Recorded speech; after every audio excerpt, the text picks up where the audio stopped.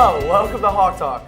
I'm Jeffrey Harris alongside Phil Minatolo, and we're here to talk about today's sports issues in today's sports world. Just this past month, the Red Sox brought home their third championship in the last decade. And as usual, a catalyst for that was David Ortiz, going 11 of 16 for a batting average of .688 to go along with 2 home runs and 6 RBIs, and bringing home his first World Series MVP award. Phil, does this make him a legitimate candidate to be in the Hall of Fame? I definitely think it does. He has 431 home runs and 521 doubles as of right now, which both can go up. The 520 doubles is 46th of all time. He's 46th all-time OPS and 26th all-time slugging percentage. On top of that, he is a fan favorite, and he's a great leader on that team. All of those are valid points, but he has 3 things going against him. One is that as he is a great designated hitter, one of the best, if not the best, no designated hitter has ever been inducted into the Hall of Fame. 2, there's wins against replacement, which is a very important stat.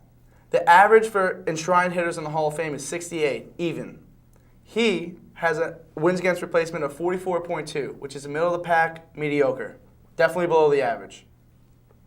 The third thing is that he was involved in the early 2000s PED scandal, which has hurt hitters such as Mark McGwire, Sammy Sosa, Barry Bonds, Alex Rodriguez. All these hitters that should be in the Hall of Fame aren't because of their use or supposed use of PEDs. But he has not been proven guilty yet, for sure. We don't know if he did use them or not. He's the best DH that we've ever seen in our decade. He has 3 World Series wins, and has 1 MVP on top of that. I think for sure he's in the Hall of Fame. Over the past couple of weeks, Nick Foles has taken over the helm at the Philadelphia Eagles quarterback position. He's won them 2 straight games and seems to be playing on a completely different level. Phil, do you think when Michael Vick comes back healthy, he will get his starting job back as a quarterback for the Philadelphia Eagles? Well, Jeff, I don't think Vick will ever come back healthy this year. I don't think he will be 100% ready to go. The year is almost coming to an end, and they have the best chance with Nick Foles. In 5 years with the Eagles, Vick has been sacked 100 times, and he is always getting hit late, never gets any flags for any of them. He's injury prone because of this, and also he's never won a playoff game as an Eagle, so why would you want to start him? I actually have to agree with you on this one. I think Michael Vick, as a 33-year-old quarterback, has lost a little bit of his speed, which is really what attracts him to coaches in the NFL. He's never been accurate, never made good decisions.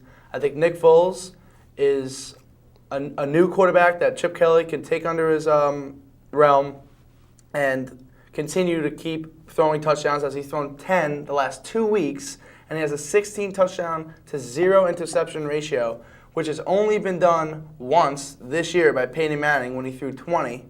So, I think if Nick Foles continues to keep doing what he's doing, he's going to be a franchise quarterback, not just a starting quarterback in this league. And also, Vick would be a great backup to have. If he's healthy, he can come in. But I think this year you definitely finish out with Nick Foles at quarterback.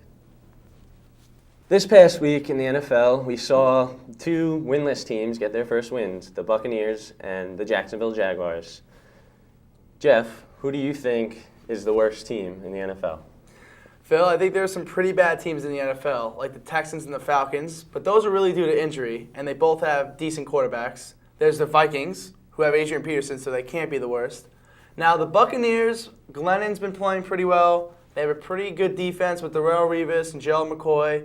So I think that even though Greg Schiano's been doing a horrible job, I don't think the Bucs are the worst. I think the Jacksonville Jaguars are the worst, as none of the players seem to care about anything, and they don't have a starting quarterback, and it's hard to win in this league without a starting quarterback. Yeah, I think definitely the Buccaneers are better than the Jaguars. They've had 4 losses in the 4th quarter. It's been a rough season for them. I think they have a brighter future, and the Jaguars are definitely on their way out as a franchise as a whole. Definitely. On the opposite side of the spectrum, the Chiefs haven't lost a game yet. They're 9-0, and they're looking like the best team in the NFL. Jeff, what are your thoughts on this? I think that the Chiefs are a great team, and they have a great coach in Andy Reid.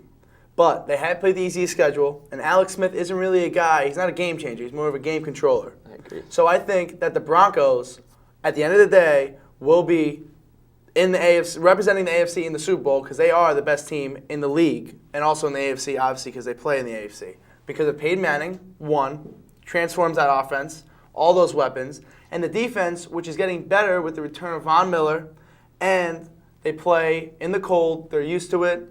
I think they have an advantage there. Yeah, I agree. I mean, Alex Smith hasn't even started a playoff game. He was benched for Colin Kaepernick last season in the NFL. Yep. He hasn't proven himself, and I don't think he has the experience or the leadership to lead that team to a Super Bowl. With the playoffs approaching rapidly, a lot of teams are on the bubble with getting into the playoffs.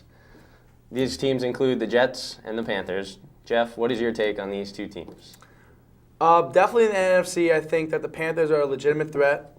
Cam Newton's explosive. Steve Smith on offense. They have a pair of running backs, and their defense is a legit top 3 unit. The Jets do have also a top 5 defensive unit, but I think that Geno Smith, with his inconsistency, will cost him the last wild card spot as Phillip Rivers and the San Diego Chargers sneak on in there. But if Geno Smith were to become a consistent quarterback, do you see them in the playoffs? Yes, but that is a big if. If he comes around. The defense can carry a team to the playoffs. We've seen it before. The 2000 Ravens are the greatest example. The Jets in 2008 and 9 with Mark Sanchez got carried into the playoffs and made it to the AFC Championship both years. What are your thoughts on that? I think that is true. I think that they can carry them into the playoffs. They do have some tough games ahead, especially divisional games against teams they're better than, but they are divisional games, so they will be tougher than the schedule appears. But only one team has a record above 500 the rest of the season. If it's their time to capitalize and make it into the playoffs, I think this is it. If they maybe go out and reach out for Ed Reed, they have leadership, and with Rex Ryan, he would probably be willing to join the team, and I think that'd be a great push into the playoffs. These next couple weeks will be very telling on where they will be playing in January. I agree. It all comes down to Geno's consistency for sure. We'd like to thank the audience for tuning in to Hawk Talk this week. I'm Phil Minatolo. And I'm Jeffrey Harris. Stay tuned for our sports reporter Jessica Clary interviewing the 2014 Hawks baseball team. Hi, I'm Jessica Clary with WNPC-TV with Dave and Brett from the Hawks baseball team. So, Brett, this is your first season on the team. Are you excited, nervous? How do you feel? I'm nervous, but definitely more excited. Just can't wait to get out there and do what I love doing. Okay. And this one's for you, Dave. Do you have any goals after college? I would like to keep playing if that's an opportunity, but goals would be to get a job and stay in the game as long as I can. Okay. Now, Brett, who is your major league role model? I'd say if I had a role model, it would be Jacoby Ellsbury. I just love how he plays. Okay. This one's for you, Dave. This being your last season, do you wish you could have done anything different throughout your career or anything different?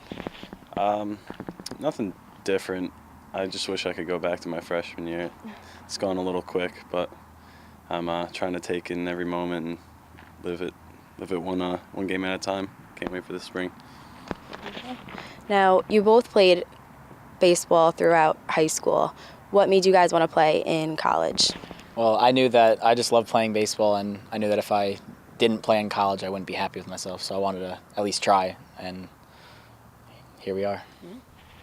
Yeah, same here. I've always wanted to play baseball, so I couldn't really picture myself doing anything else. So. Well, you guys have a new season coming up. Are you guys excited? Do you have any plans? Extremely excited. I just want to go out there and prove myself, prove that I deserve to be on the team, and just play well. Yeah, I'm real excited too. I think we have a good bunch of guys. I think we're going to be really good this year, and hopefully make some noise in the SUNYAC. I think we can do it. All right, well, good luck on your new season, and we'll see you guys out there. Thank you. Thank you.